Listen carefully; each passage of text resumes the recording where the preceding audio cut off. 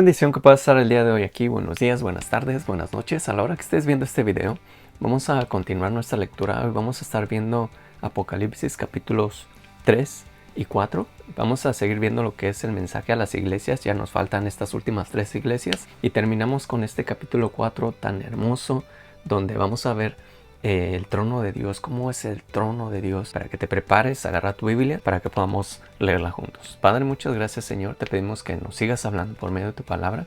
Muchas gracias porque estamos en esta recta final en este año y también para completar la escritura este año también, y te pedimos que nos sigas hablando por medio de ella. En el nombre de Jesús, amén. Iniciamos nuestra lectura el día de hoy. Apocalipsis capítulo 3. Escribe al ángel de la iglesia en Sardis, el que tiene los 7 espíritus de Dios y las 7 estrellas, dice esto: Yo conozco tus obras, que tienes nombre de que vives y estás muerto. Sé vigilante y afirma las otras cosas que están por morir, porque no he hallado tus obras perfectas delante de Dios.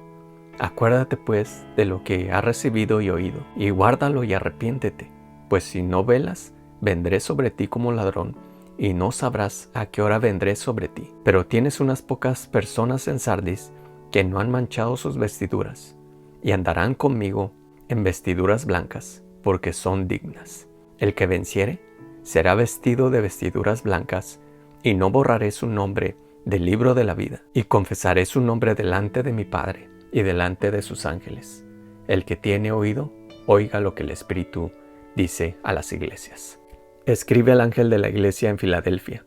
Esto dice el santo, el verdadero, el que tiene la llave de David, el que abre y ninguno cierra, y cierra y ninguno abre. Yo conozco tus obras. He aquí, he puesto delante de ti una puerta abierta, la cual nadie puede cerrar, porque aún tienes poca fuerza. Has guardado mi palabra y no has negado mi nombre.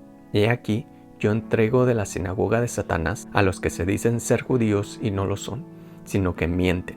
He aquí yo haré que vengan y se postren a tus pies, y reconozcan que yo te he amado, por cuanto has guardado la palabra en mi paciencia. Yo también te guardaré de la hora de la prueba que ha de venir sobre el mundo entero, para probar a los que moran sobre la tierra. He aquí yo vengo pronto, retén lo que tienes, para que ninguno tome tu corona. Al que venciere, yo le haré columna en el templo de mi Dios, y nunca más saldrá de ahí. Y escribiré sobre él el nombre de mi Dios y el nombre de la ciudad de mi Dios, la nueva Jerusalén, la cual desciende del cielo de mi Dios, y mi nombre nuevo. El que tiene oído, oiga lo que el Espíritu dice a las iglesias. Y escribe al ángel de la iglesia en la Odisea. He aquí el Amén, el testigo fiel y verdadero, el principio de la creación de Dios, dice esto: Yo conozco tus obras, que ni eres frío ni caliente. Ojalá fueses frío o caliente, pero por cuanto eres tibio y no frío ni caliente, te vomitaré de mi boca, porque tú dices: yo soy rico y me he enriquecido, y de ninguna cosa tengo necesidad, y no sabes que tú eres un desventurado, miserable, pobre, ciego y desnudo. Por tanto, yo te aconsejo que de mí compres oro refinado en fuego, para que seas rico, y vestiduras blancas para vestirte, y que no se descubra la vergüenza de tu desnudez, y unge tus ojos con colirio, para que veas. Yo reprendo y castigo a todos los que amo. Sé pues celoso y arrepiéntete. Y aquí yo estoy a la puerta y llamo. Si alguno oye mi voz y abre la puerta, entraré a él y cenaré con él y él conmigo. Al que venciere, le daré que se siente conmigo en mi trono, así como yo he vencido, y me he sentado con mi Padre en su trono. El que tiene oído, oiga lo que el Espíritu dice a las iglesias. Capítulo 4. Después de esto miré, y aquí una puerta abierta en los cielos, y la primera voz que oí, como de trompeta, hablaba conmigo diciendo: Sube acá, y yo te mostraré las cosas que sucederán después de estas. Y al instante yo estaba en el Espíritu, y he aquí un trono establecido en el cielo, y en el trono uno sentado. Y el aspecto del que estaba sentado era semejante a piedra de jaspe y de cornalina, y había alrededor del trono un arco iris semejante aspecto de esmeralda. Y alrededor del trono había 24 tronos, y sentados en los tronos 24 ancianos, vestidos de ropas blancas con coronas de oro en sus cabezas. y del trono salían relámpagos y truenos y voces. Y delante del trono ardían 7 lámparas de fuego, las cuales son los 7 espíritus de Dios. Y delante del trono había como un mar de vidrio semejante al cristal. Y junto al trono y alrededor del trono 4 seres vivientes llenos de ojos delante y detrás. El primer ser viviente era semejante a un león, el segundo era semejante a un becerro, el tercero tenía rostro como de hombre, y el cuarto era semejante a un águila volando. Y los 4 seres vivientes tenían cada uno 6 alas, y alrededor y por dentro estaban llenos de ojos, y no cesaban día y noche de decir: Santo, Santo, Santo, es el Señor Dios Todopoderoso, el que era, el que es y el que ha de venir.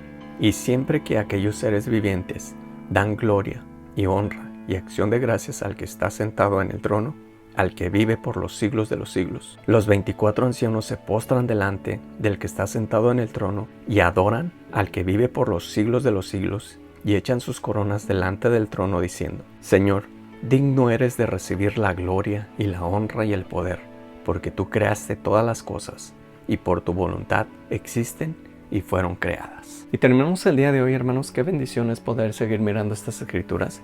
Hoy podemos terminar lo que es el capítulo 3 y capítulo 4 de Apocalipsis. En el capítulo 3 ya vemos lo que es el fin de las cartas a estas iglesias. Las iglesias que vemos aquí, la primera es la iglesia de Sardis. Esta iglesia estaba pasando algo muy similar a lo que está pasando en estos tiempos, porque en esta iglesia había gente que decía que estaba viva, o sea que tú la veías y aparentaba religiosidad, aparentaba pues de que el Señor vivía en ellos, que tenían vida en ellos. Pero el Señor les dice: ¿saben qué? Ustedes tienen apariencia de que viven, pero en realidad están muertos. Lo que el Señor les dice es de que se arrepientan de esa situación en la cual están, para que ellos no sean borrados. Dice el Señor aquí claramente en esta escritura: el que no se arrepienta, el que no quiera alivianarse, va a ser borrado del libro de la vida. Hay muchos personajes en la escritura que fueron borrados de la faz de la tierra y del libro de Dios, pero uno en particular que tenía que ser borrado de la faz de la tierra era Amalek. Y vemos como Dios le dice a Josué en Éxodo capítulo 17 que Amalek tiene que ser destruido, tiene que ser borrado. Y posteriormente al rey Saúl le dice: sabes que tienes que ir en contra de Amalek y lo tienes que desaparecer.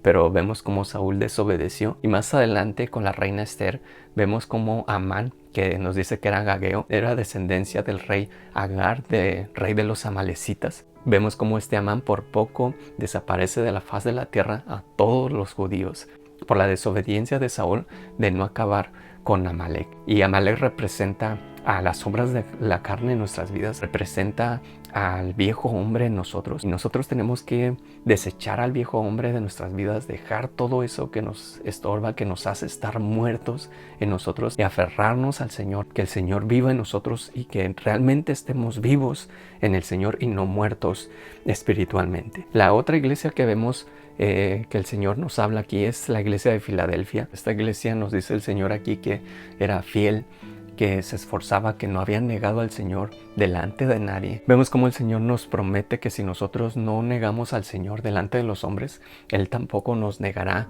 delante de su Padre y de los ángeles. Y esta iglesia estaba así. Esta iglesia es una de las iglesias que tenemos que tener en cuenta como ejemplo de vida. Ellos estaban vivos, ellos estaban buscando al Señor. Filadelfia significa afecto fraternal, y ellos se amaban unos a otros. Es uno de los mandamientos que el Señor más recalca sobre nosotros como hijos de Él, de amarnos unos a otros. Y el Señor les dice: ¿saben qué? Que yo voy a estar con ustedes, yo voy a abrirles puertas y nadie las va a poder cerrar, yo voy a cerrar puertas y nadie las va a poder abrir, yo los voy a guardar. Si tú investigas un poquito acerca de esta iglesia de Filadelfia, pasaron muchas cosas alrededor de ella. Pasaron los romanos que perseguían a los cristianos, los mataban, los maometanos también después vinieron muchos otros pueblos, y esta iglesia de Filadelfia permaneció firme. Posteriormente podemos ver en unos escritos antiguos que los maometanos le pusieron a esta iglesia la ciudad de Dios o la casa de Dios. ¿Por qué? Porque nadie podía tocar esta iglesia, porque fue una promesa de Dios que les dijo: yo voy a estar con ustedes y nadie va a tocarlos, yo los voy a guardar. Esa es la promesa fiel que tenemos, hermanos, como hijos de Dios. Si permanecemos en Él, dice que va a estar con nosotros todos los días de nuestra vida hasta el fin, y Él nos va a guardar y Él siempre va a estar alrededor de nosotros. Y nos habla acerca de las columnas. Es algo muy interesante lo que nos dice aquí la palabra del Señor. Vemos en Primera de Reyes capítulo 7, el versículo 18 al versículo 22. Puedes investigarlo, puedes ver ahí los nombres de las columnas, que era Joaquín y Boaz, que significa, Joaquín significa Dios fortalece y Boaz significa que en él hay fuerza. Vemos también que había granadas, que representa el fruto. Vemos también las flores del lino también que estaban en esas columnas. Eso representa que nosotros tenemos que vivir con el fruto de Dios y la fortaleza de Dios en nuestra vida, como esta iglesia de Filadelfia. Terminan los mensajes a las iglesias con esta última iglesia, la Odisea. Esta última iglesia es muy triste también, la situación de esta iglesia, porque ellos eran tibios. Les dice el Señor, ojalá fueres frío o caliente, pero por cuanto eres tibio, yo te voy a vomitar de mi boca. Y como les decía, estas 7 iglesias, muchos teólogos, muchos estudiosos dicen que son parte de lo que es la historia de las iglesias. O sea, cada iglesia representa un periodo de lo que es la historia de la iglesia cristiana. Y se nos dice que esta iglesia, la Odisea, es el periodo en el cual nosotros estamos. Gente tibia, gente que no busca al Señor, que es floja para orar, que es floja para leer la palabra, que es floja para hacer la obra de Dios, y que solamente piensa en las cosas materiales, que solamente piensa en las cosas de este mundo y no piensa en las cosas celestiales, que no piensa en las cosas de Dios. Y es muy triste mirar cómo en la iglesia de hoy, en nuestras iglesias, en nuestras propias vidas, hay tibieza. No estamos totalmente encendidos en el fuego de Dios. No estamos totalmente buscando al Señor, entregándonos con todo nuestro corazón, con toda nuestra vida, sino que hay tibieza en nosotros, hermanos, y eso tenemos que reflexionarlo y mirar a esta iglesia de la Odisea, que ellos dependían de ellos. La Odisea significa autojusticia, ¿no? Que ellos dependían de ellos, que ellos decían, yo soy rico, yo no tengo necesidad de nada. Pero Dios le dice que están totalmente perdidos y que necesitan buscar al Señor. Y Dios les dice, saben que yo estoy a la puerta de cada uno. Si alguno oye mi voz y abre la puerta, entraré a Él, cenaré con Él y Él conmigo. Y Él está a la puerta de nuestro corazón. La expresión que vemos aquí es de una manera individual. El Señor está en la puerta de cada uno de nosotros, tocando la puerta de nuestro corazón, para que si le abrimos podamos arrepentirnos de nuestra tibieza y podamos encendernos en el fuego de Dios. El Señor les dice en los versículos 21 y 22 que ellos tienen que vencer. ¿Qué tienen que vencer? ¿Qué tenemos que vencer en estos tiempos como cristianos? Tenemos que vencer esa tibieza, tenemos que vencer la religiosidad, porque hay mucha religiosidad dentro de las iglesias. Tenemos que vencer la carne, el mundo, el diablo, aceptar la disciplina de Dios y totalmente depender de su presencia. El capítulo 4 es un capítulo tan especial, tan hermoso, que vemos el trono de Dios. Vemos ese arco iris totalmente redondo alrededor del trono de Dios. Y vemos esos querubines, ya lo habíamos visto en Ezequiel capítulo 1. Ezequiel tuvo esa visión de los querubines rodeándolos, los 24 ancianos. Representan la ofrenda de paz. Representan también el sacrificio vivo que tenemos que ser también para el Señor. En Romanos 12:1, que nosotros tenemos que presentarnos como ese sacrificio vivo delante del Señor. Y vemos también la presencia de Dios, como se nos manifiesta aquí, como se nos describe aquí, con relámpagos, con truenos, con esa voz potente. Ya habíamos visto algo similar en Éxodo capítulo 20, del versículo 1 al versículo 18. Los querubines, que ya lo habíamos visto en Ezequiel capítulo 1. Vemos toda esa gloria de Dios en su trono, todo lo que está manifestado, y esos querubines solamente están repitiendo día y noche, santo, santo, santo, 3 veces santo, representando la Trinidad de Dios, el Padre, Hijo y Espíritu Santo, dando siempre la gloria al Señor, siempre dando la gloria a Dios. Y los 24 ancianos se postran delante de Él y rinden sus coronas delante del Señor, se postran y arrojan sus coronas delante de nuestro gran Dios. Y tenemos que reconocer, hermanos, en todo lo que hacemos, en todo lo que hagamos para el Señor, dentro de la iglesia, de todo lo que hagamos dentro de nuestras casas, todo lo que hagamos para el Señor, todo el Señor nos lo ha dado, todo lo que tenemos es de Él. Así que la gloria siempre se la tenemos que dar a Él. Un anciano es una representación de madurez.